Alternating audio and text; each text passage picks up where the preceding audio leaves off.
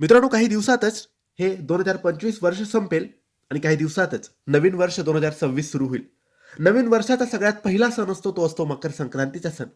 यावर्षी 2026ला मकर संक्रांती 14 जानेवारी 2026 वार बुधवारच्या दिवशी आहे.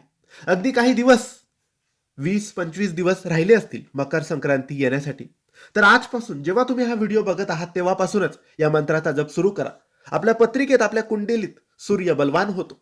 मंत्र जप करतच असाल तर रोज सकाळी उठून सूर्याला एक लोटाभर पाण्याचा अर्घ्य द्या आणि सकाळी किंवा संध्याकाळी देवघरासमोर बसून या मंत्राचा जप करा. सूर्य बलवान झाला की पत्रिकेतील सर्व दोष मुक्त होतात. लग्न जमत नाही, लग्न जमेल. संतान होत नाही, संतान होईल.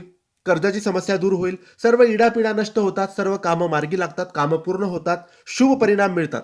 हा मंत्र सूर्याचा मंत्र आहे. हा मंत्र काही असा आहे: ओम घृणी सूर्याय नमः. ओम घृणी सूर्याय नमः. या मंत्राचा जप एक माळ घरातल्या सगळ्या सदस्यांनी केला तरी चालेल, एकाने केला तरी चालेल, पण नक्की मकर संक्रांतीपर्यंत या मंत्राचा जप करायला अजिबात विसरू नका. ही माहिती आवडली असेल तर लाईक आणि शेअर करा. धन्यवाद.